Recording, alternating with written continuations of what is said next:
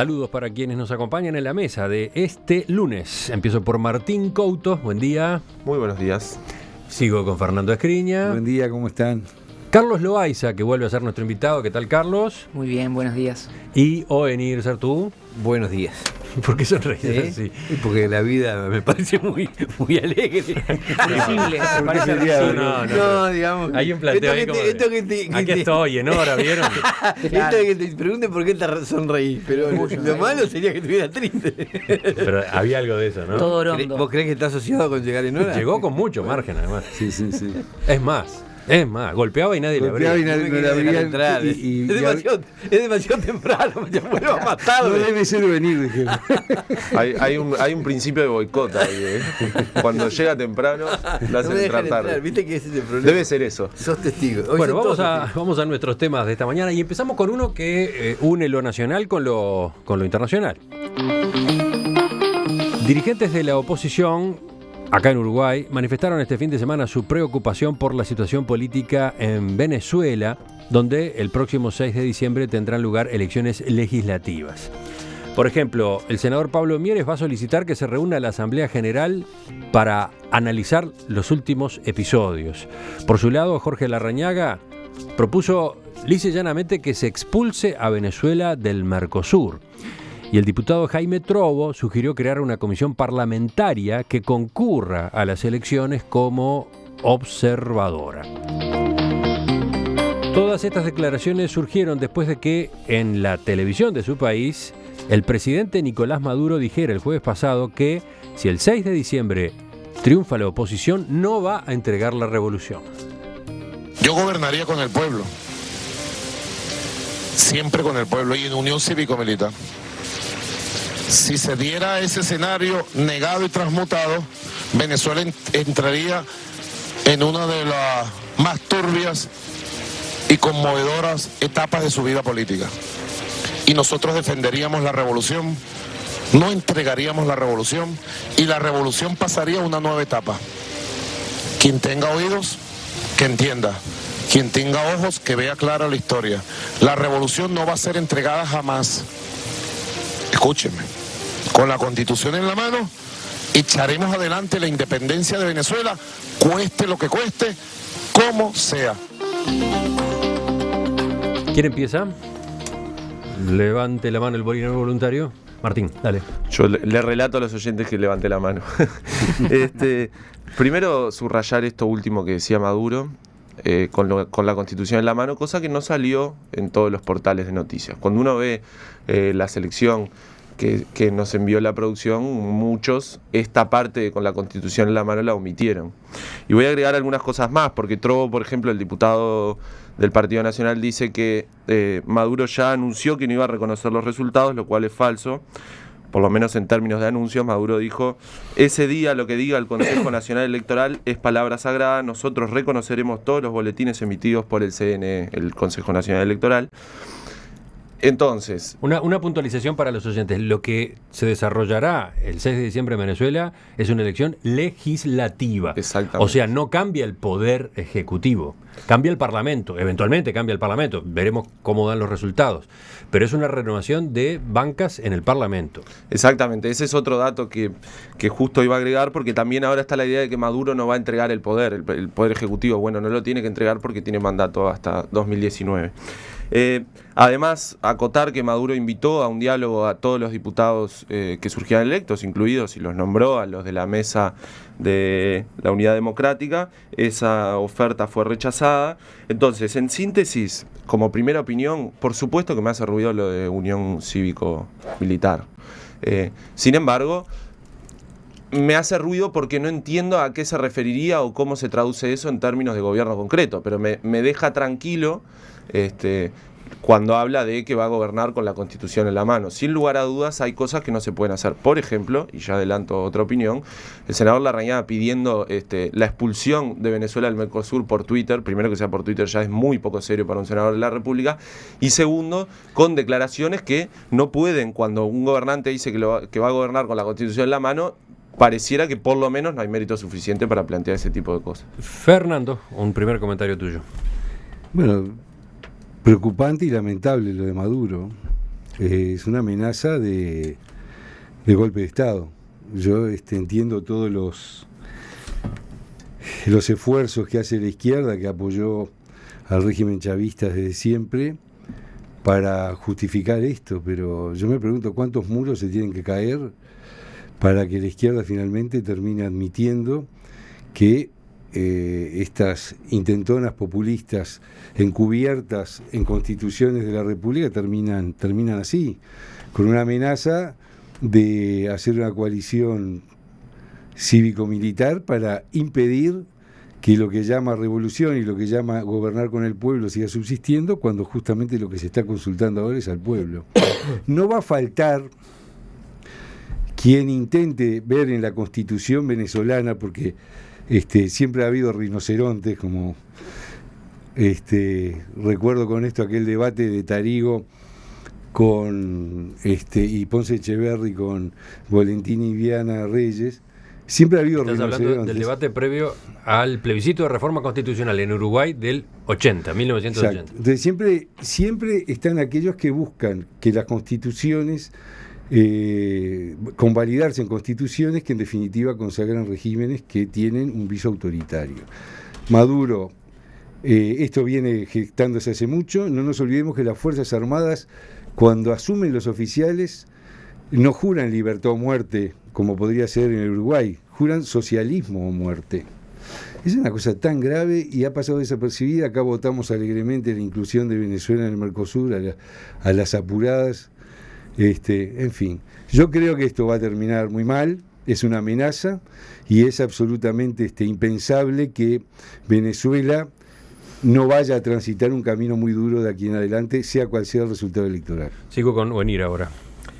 Bueno, yo realmente Maduro no es un político de mi simpatía, en el sentido de que es un hombre que se ha caracterizado por tensar y radicalizar la situación política de Venezuela en una manera que el propio Chávez no lo hacía, a pesar de todo lo que se diga, era mucho más político, mucho más hábil. Maduro no lo es. Y bueno, personalmente no sé si a ustedes les pasa, yo estoy un poco harto del tema Venezuela. Para empezar, me parece que tiene una sobreexposición, es decir, hay en el mundo 10.000 países conflictivas, con problemáticas, con guerras, con agresiones externas e internas, y Venezuela se ha convertido un poco en el caballito de batalla en el Uruguay, porque supuestamente pone en un brete a los países, a los gobiernos progresistas de la región. Es decir, ¿qué hacemos? Hay que echarlo, entonces se exige. Claro, que pasa realmente integra el Mercosur. Tiene mucha influencia. Realmente, lo que hay es una afirmación, más allá, si nos ponemos en lo formal, digo, porque algunos de los planteos que se hacen, ¿qué hay? Hay una afirmación críptica de un presidente que dice una serie de cosas que pueden ser interpretadas como las Sagradas Escrituras para un lado o para el otro. Porque si vos sumás, gobernaría con el pueblo en unión cívico-militar, con la Constitución en la mano, te da cero, te da cualquier cosa. O sea, admite todas las interpretaciones posibles. O sea que mal es posible tomar una medida de derecho internacional cuando el individuo ha dicho una sarta de cosas que son mensajes cruzados para todos lados, y ¿no? termina reconociendo que se le está quemando el cerebro, que no puede seguir hablando. Esa es la parte más graciosa de la declaración. Esa es la parte mejor. Dice, no voy a seguir hablando porque tengo el cerebro quemado. Una cosa así, es muy jocosa la declaración. No, digo, realmente quiero decir, algunos de los que están proponiendo soluciones, es decir, actos concretos, me parece que es absurdo en base a esa declaración, porque no tiene significados cero, contraproducentes, ¿no? Mensaje contraproducente. Sí, ahora Carlos. Entiendo el punto. Yo creo que sí tiene una influencia decisiva, que obviamente sí tenés razón, Venir, por supuesto, en que hay muchos regímenes que conflictivos o cuestionables y cuestionados a nivel internacional, pero la influencia que tiene Venezuela geopolítica en Latinoamérica y que ha tenido en los últimos por lo menos 10 años es notoria. Incluso su brazo se ha extendido hasta Uruguay. O sea, en Uruguay tiene mucho sentido hablar de esto por la influencia que ha tenido en los negocios que existen, las deudas que tiene con el Uruguay. Bueno, hay muchas cosas en juego y por eso creo que hay que ser muy cuidadoso cuando nos metemos y las injerencias que puede hacer un país en otro, porque la situación de Venezuela es harto compleja, es muy difícil de descifrar y es muy difícil de entender muchas de las cosas que dice Maduro, primero porque no quiere que sean entendidas, segundo porque el otro día cuando vino, por ejemplo, Granier, contaba, el presidente propietario de Radio Caracas, contaba que Venezuela tiene hoy más generales que la OTAN, o sea que hay si decimos unión cívico-militar, no sé, será que va a sumar a lo cívico, porque ya es militar en muchos aspectos ese gobierno, pero más allá de eso, que son temas delicados, yo creo que Uruguay tiene que tener, más allá de las posiciones que adopte la oposición, creo que la posición de Mieres sí parece sensato que se analice este tema, porque son declaraciones fuertes, con tintes mesiánicos, evangélicos, el que tiene ojos que oiga, el que tiene ojos que vea, bueno, en eso por lo menos no se confundió como yo, pero bueno, dijo ese tipo de cosas. Y termina con ese lenguaje kitsch, que en eso tiene bastante menos calidad que las de Chávez, porque tal vez uno a Chávez escucharlo 8 horas no lo escuchaba, pero 1 hora sí lo escuchaba con mucha atención y era entretenido. Pero bueno, Maduro tiene un lenguaje bastante más hostil.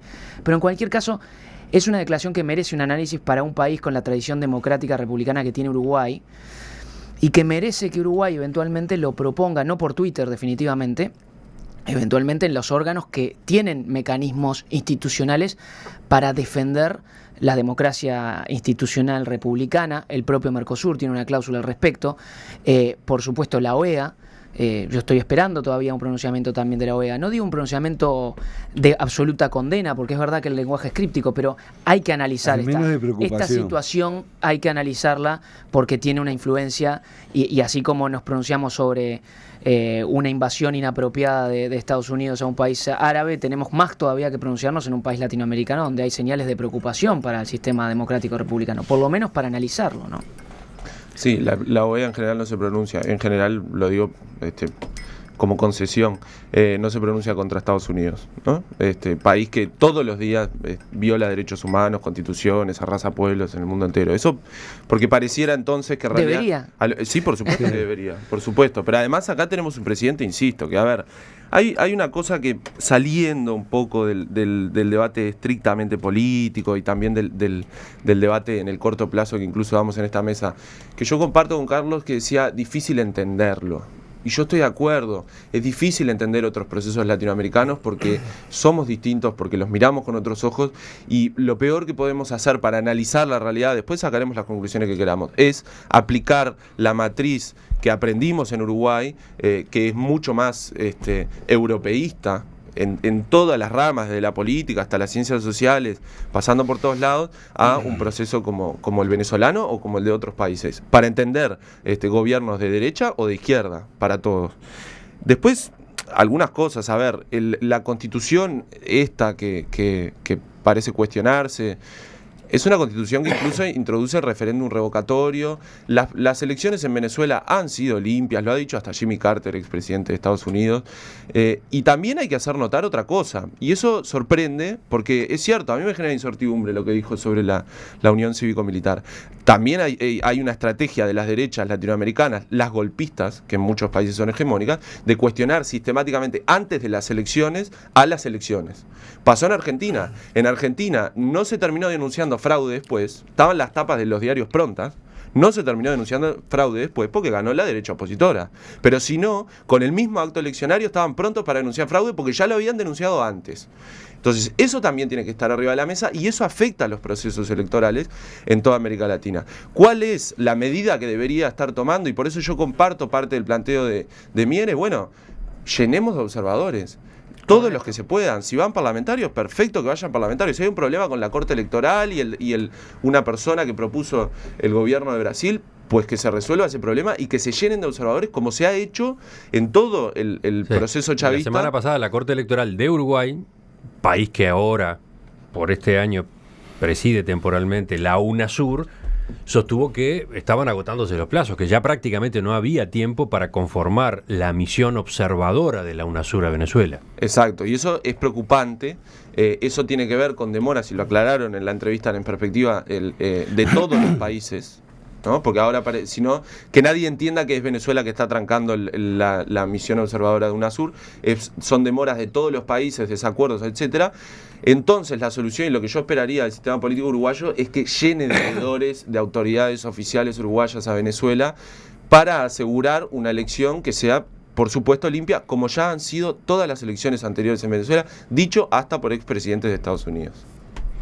Sí, yo creo que, a diferencia de lo que se quiere aparentar, Venezuela ha hecho lo posible y lo imposible para que estas elecciones no estuviesen controladas.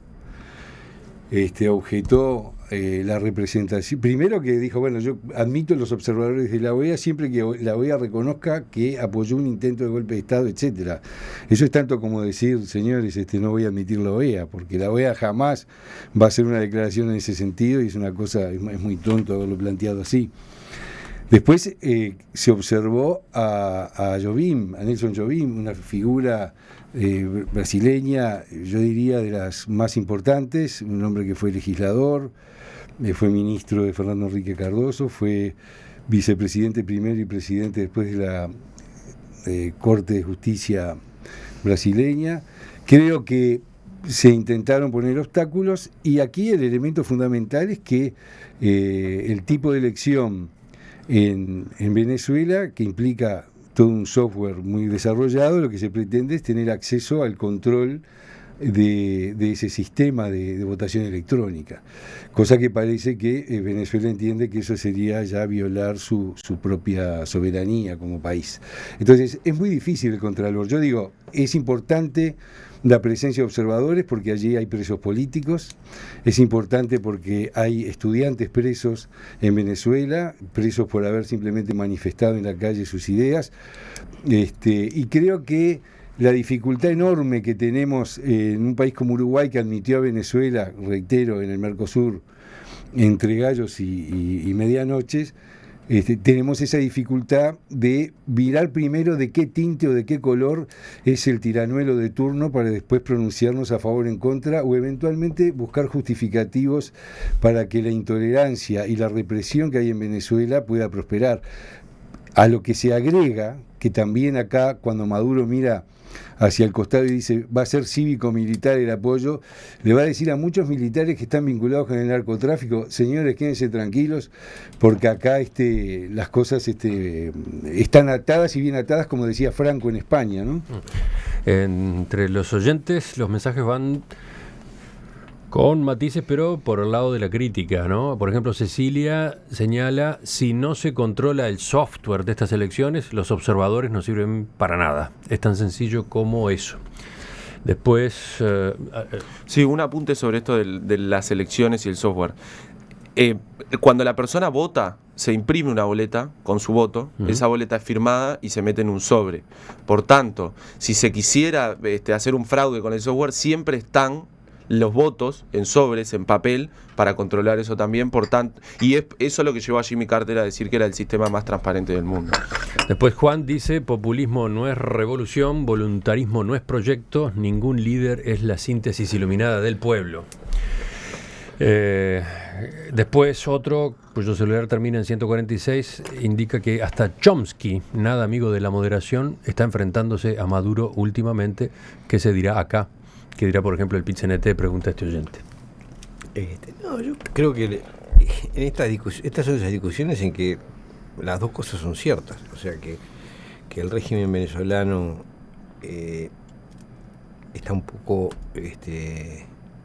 excedido de lo que son los códigos de convivencia democrática, es cierto, es verdad, yo creo que no, es indiscutible.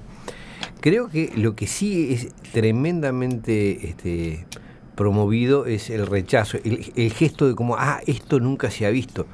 Cuando nosotros está México, a ver, México es terrible, exacto, no solo desde el punto de vista electoral, no solo desde el punto de vista de la corrupción, no solo desde el punto de vista de la violencia, de que hay territorios que no controla, de que son... no todo lo que se puede decir de un Estado le pasa a México, y no pasa nada con México, nadie se escandaliza, no hay pedidos de asamblea general. No hay pedido de asamblea, no se dice que es una dictadura, no sé. Tenemos Colombia, es un país al cual es un gobierno que se ha sostenido porque se ha hecho una inyección monstruosa de dinero desde Estados Unidos por la decisión de mantenerlo. Mantiene un movimiento guerrillero adentro, tiene áreas que no controla porque las controla el narcotráfico o los que producen piedras preciosas. Es una cosa asombrosa. O sea, Es real, yo creo que lo de Venezuela es real. Hay problemas, es una sociedad donde la democracia, si bien tiene aparentemente hasta ahora, ha tenido siempre apoyos mayoritarios y en eso se ha basado, carece de alguna de las garantías y de muchas de las garantías que un Estado democrático ideal debería tener. Yo creo que es real. Ahora, lo que sí me parece que todo este rasgado de vestiduras es excesivo, cuando en América mismo tenemos países... bueno, yo qué sé, tenemos la situación de Brasil, ¿no? Donde de la presidenta para abajo están todos acusados de fraude con una de las principales empresas del país y nadie pide la cabeza nadie a nivel americano sale a pedir la cabeza de Rousseff. Bueno, en fin, es un problema de los brasileños, lo resolverán ellos. Bueno, también es un problema de los venezolanos. ¿Por qué esa fiebre permanente de hacer declaraciones? Es un tema que ante nada tienen que resolver los venezolanos. Van a tener elecciones legislativas. Si hubiese fraude o si no se reconocieran los resultados, yo entiendo que podamos armar escándalo. Ahora, esta cuestión previa de ir preparando el clima me parece excesiva. Me lleva a pensar que no hay un tratamiento objetivo sobre el asunto. Pero, me perdonen los que piden la declaración. La objetividad no existe siempre esta intersubjetividad y creo que la mesa lo demuestra. O sea, yo entiendo perfectamente lo que tú decís. O sea, no podemos caer... tienen razón. El análisis que hacen vos y Carlos, que además lo han hecho excelentemente, criteriosos como son, no venida con la cosa payasesca. Yo creo que tienen razón. Lo que me parece es que esperemos a ver qué hacen los venezolanos con su situación. Ellos tienen la oportunidad de manifestarse. Y yo creo que eso tiene que suceder. Lo que pasa es que el que hizo las declaraciones no fue precisamente Maduro, y eso fue lo que generó preocupación. Yo estoy de acuerdo que hay otros regímenes que generan muchísimo y que deben generar preocupación para un país defensor de las instituciones y de la democracia republicana como ha sido tradicionalmente Uruguay, y que podrían merecer también pronunciamientos. No digo que Uruguay tenga que cortarse solo unilateralmente a decir cosas. Creo que en los ámbitos multilaterales en los que participa debería defender la idea de proteger y de cuidar aspectos institucionales. Por ejemplo, con observadores, desde ya que sí. Sin duda, en eso estamos de acuerdo. Y por otro lado, también digo, cuando Martín decía, hablaba de la derecha opositora en Argentina, me venía a mente lo que habíamos hablado antes, porque estamos de acuerdo en que Uruguay tiene que tener un pronunciamiento, pero bueno, así como es muy difícil comprender la situación de Venezuela, también lo es de Argentina. O sea, definir como derecha opositora algo en Argentina cuando es un sistema político tan complejo, tampoco me parece apropiado. Me parece que no podemos saber mucho cómo funcionan ninguno de los países, ¿no? Estamos en las 9:32. Seguro Americano Medicina Privada. 2-708-2019. www.seguroamericano.com.uy. Seguro Americano. 50 años de medicina cada vez más humana. Volvemos a la mesa de este lunes enseguida para ir recorriendo otros temas.